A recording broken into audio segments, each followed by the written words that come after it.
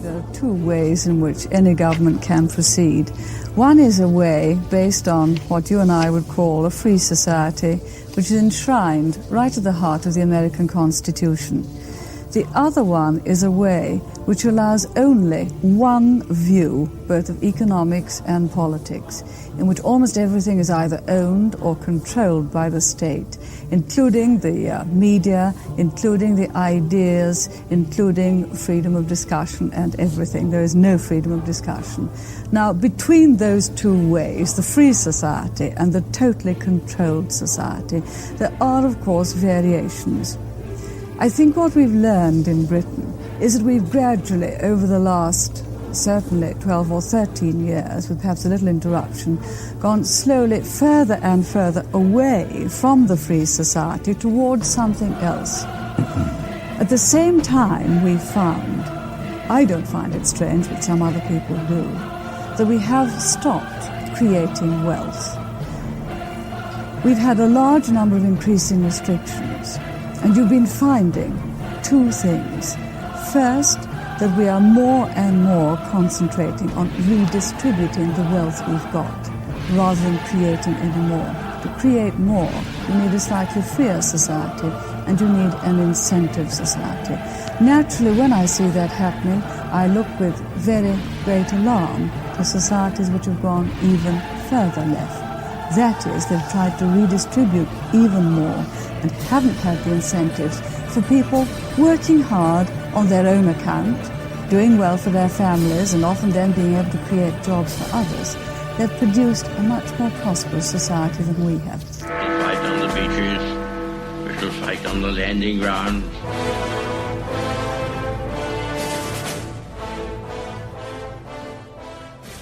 Thank you for joining us. You are listening to A Radio, and this is the Morning Moment. We're on weekdays, 11:45 Eastern. Follow us on Spreaker.com and click on the like button. This is a piece that I took from CBSNews.com. I'm going to give you some information right at the very end, but at the moment I'll just give you the title. It's from the UK. It's from CBSNews.com. It's entitled UK Man Jailed Over Facebook Status Raises Questions Over Free Speech. It's a very interesting piece, and I suggest you read it. Here it is. Americans often cite free speech when controversial statements offend certain groups of people. But what if you went to jail for making an ill-humoured joke on Facebook? That's what happened to a British man recently over his status update. The case raises questions about free speech laws in the UK. Matthew Woods, 20, became one of the most hated people in the UK after posting an offensive status update on Facebook about an abducted 5-year-old girl. Woods' offensive comments included sexually aggressive and suggestive references which attracted a number of supportive and equally derogatory replies.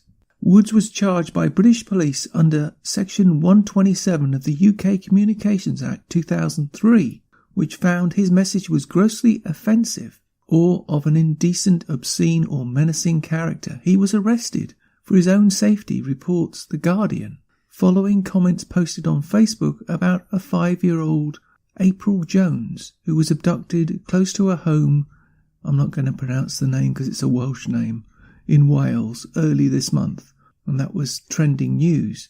The British media capitalised upon the conviction. Was Woods' comment truly criminal? Free speech and social media's delicate dance. Despite being the closest ally to the United States on political, economic and defence matters, by comparison the UK's free speech principles feel archaic and its laws stagnant in the digital age. It was the same law that found Paul Chambers, 28, of Northern Ireland guilty of unlawfully sending a message that was deemed grossly offensive or of an indecent, obscene or menacing character in 2010 after he tweeted that he would blow the airport sky high after his flight was cancelled following poor weather at Robin Hood Airport in the UK. Chambers' conviction was subsequently quashed on the second appeal at the UK High Court in London earlier this year. The judge in the Chambers case noted in his ruling that satirical or iconoclastic, I don't know what that means, or rude comment, the expression of an unpopular or unfashionable opinion about a serious or trivial matters, banter or humour, or even if distasteful to some or painful to those subjected to it, should and no doubt will continue at their customary level, quite diminished by the Communications Act. While US prosecutors could have charged Chambers with terrorism offences, UK prosecutors instead opted to charge him by the contents of his tweet, despite being arrested initially by British anti-terror police. When US authorities were tasked with investigating an almost identical case, they initially reacted in a similar fashion. 2 years on from that now infamous sky-high tweet, British teenagers were detained at the US border in January for unwittingly tweeting something taken not too dissimilarly out of context. Lee Van Bryan, 26, tweeted his friend Emily Bunting, 24, "Free this week for quick gossip. Prep before I go to destroy America." Unquote. The term destroy is British slang for pretty hard.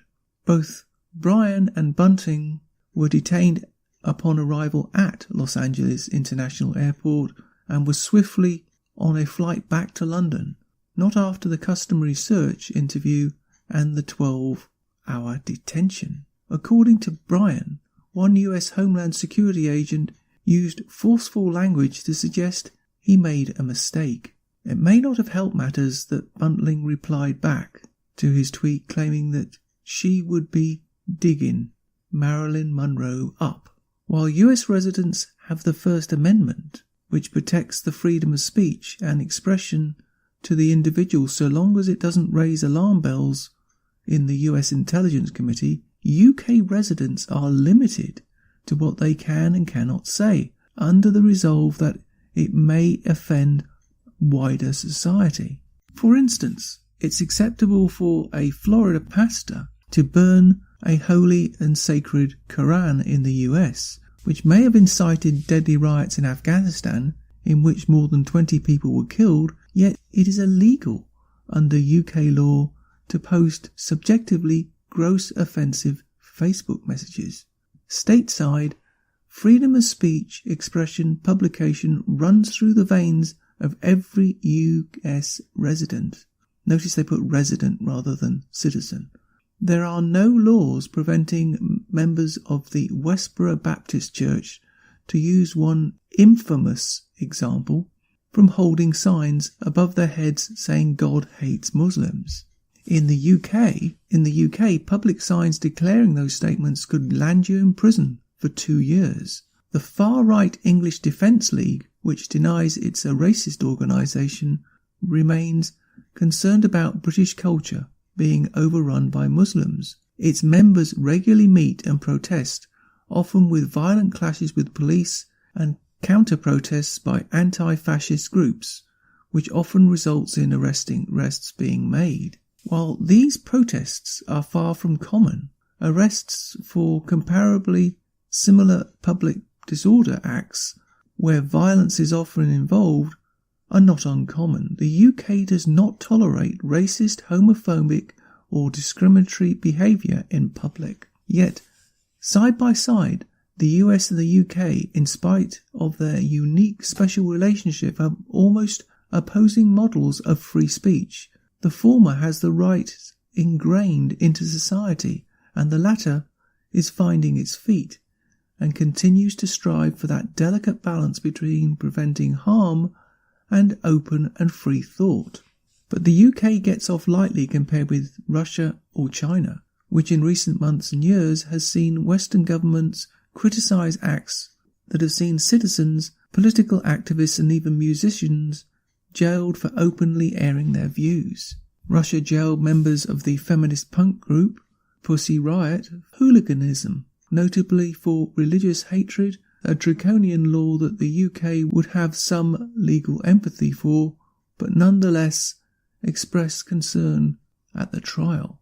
The Putin government dismissed its Western critics soon after the band was convicted. China continues to face condemnation by civil liberties groups, privacy activists, and governments alike for oppressive behaviour by state-ruling Politburo. The so-called Great Firewall of China regularly impedes the rights of ordinary citizens by effectively blocking access to the Western world. A world without Facebook, Twitter, or any user-generated content that cannot be regulated by the highest levels of government. The UK's lack of true, unwavering free speech is unarguably balanced out by the benefits that it offers those who need protection from the minority that attack those who are different from them. UK laws protect religion, sexuality, gender, and nationality from insults, threats, abuse, and hateful language.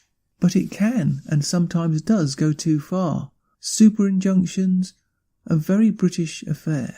When the UK court ruled that a person couldn't publicly disclose a particular fact or piece of information, let alone tell anyone that they have had an injunction placed on them, the social media world went into overdrive. In the case of British soccer player Ryan Giggs, known by the media at the time as the only CTB, Twitter was inundated with users tweeting and retweeting the thought to be super injunction holder's name. It was later proved to be correct, and once unmasked, Giggs launched a legal battle against Twitter to identify the anonymous user spreading his name across the web. The court effectively placed a gagging order on every UK resident, preventing them from disclosing something they were not party to in the first place. Wherever they are in the world, while the British press was legally unable to publish, broadcast, tweet, or mention the names or facts, despite the argument that if it was in the public interest to do so, foreign media agencies were able to report on the street common knowledge while Britain could do nothing. Individual court-ordered super injunctions ironically became the worst secret in modern British life. Twitter was flooded with tweets and Facebook was engulfed in status updates. But if a single British resident was found to have even tweeted something that was court-sanctioned as confidential, they would be found in contempt of court, arrested and potentially jailed. Members of the UK Parliament eventually blew the lid on the super injunctions by using parliamentary privilege, which gave elected politicians carte blanche to say what they wish in the House of Commons without fear of legal reprisals.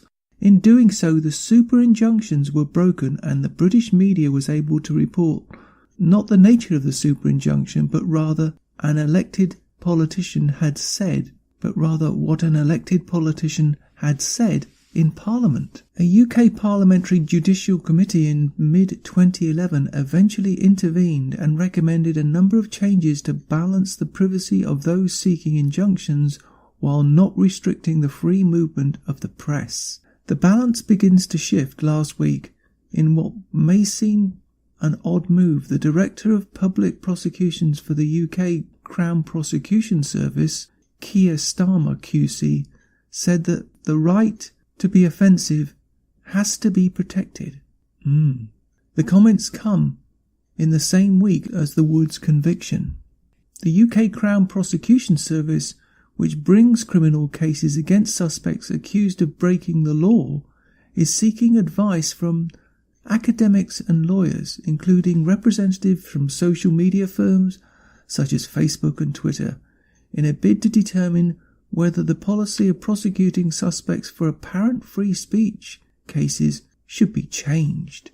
Starmer told the BBC News that prosecutors were finding it difficult to work within existing legislative frameworks and that the current thinking was to separate out cases of harassment or threats and another category of merely offensive and grossly offensive content.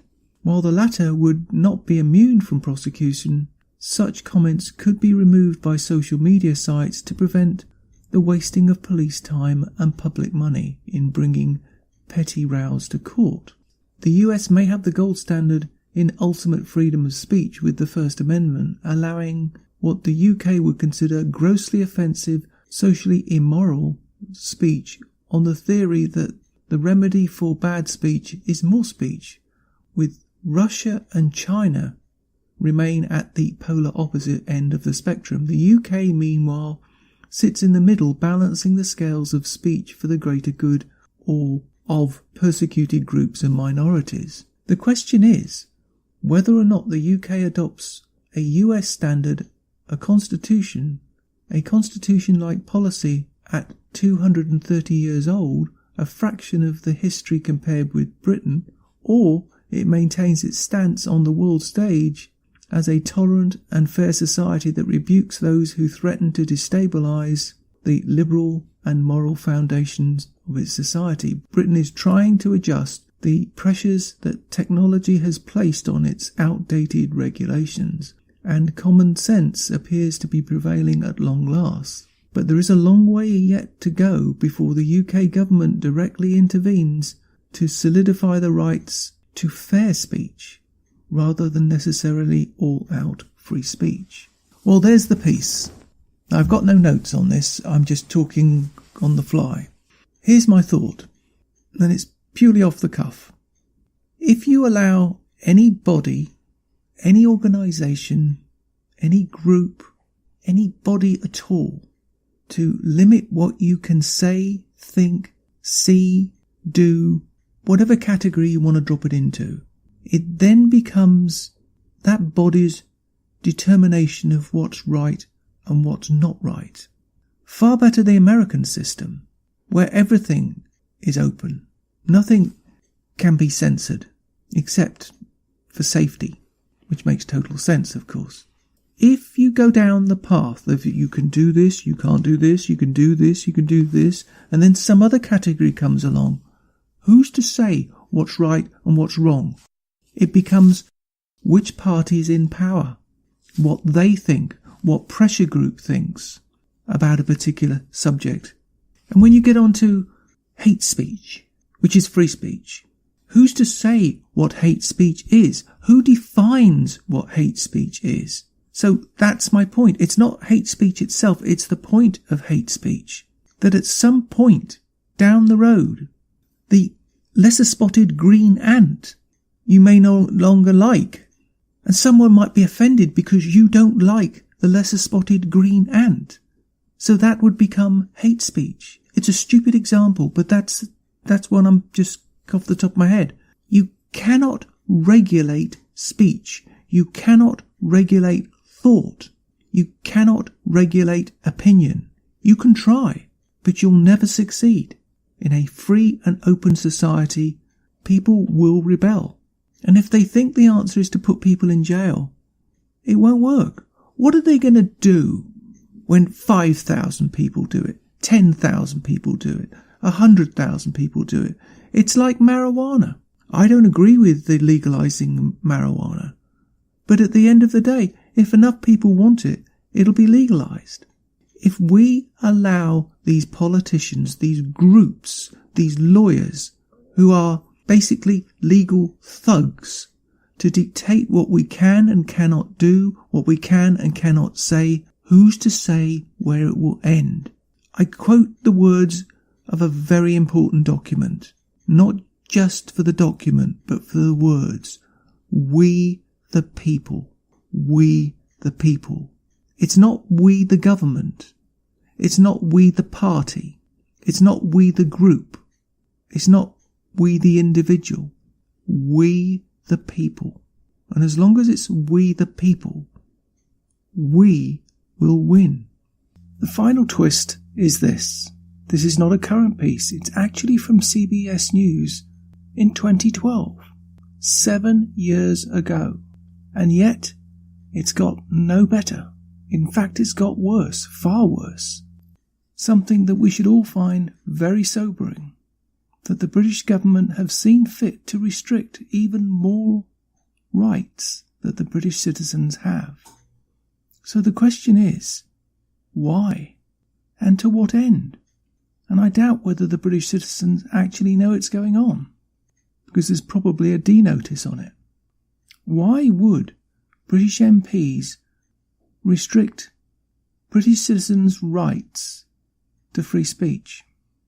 What is their end goal? What are they up to? What are they trying to hide? Who are they trying to protect? And that's my comment. You can find more at aradio.wordpress.com, where you can find links to us on Twitter, Facebook, Instagram, iTunes, iHeartRadio, Gab and email. We're also on Spotify. Just go to the podcast section and type Canadian Politics with a twist and you'll find us. We are continuing to reach out to you, so please pass on these links. Please click on the follow button on Spreaker.com. You can listen to all our morning moments at Spreaker.com under A Radio. That's EHRADIO, A Radio, and click on the like button. And you can hear a review of our morning moments on WHBJ-DB, News, Talk, Radio on Spreaker.com. Join us and many others. And you can find all our podcasts and morning moments at aradio.wordpress.com. Click on the Morning Moments tab.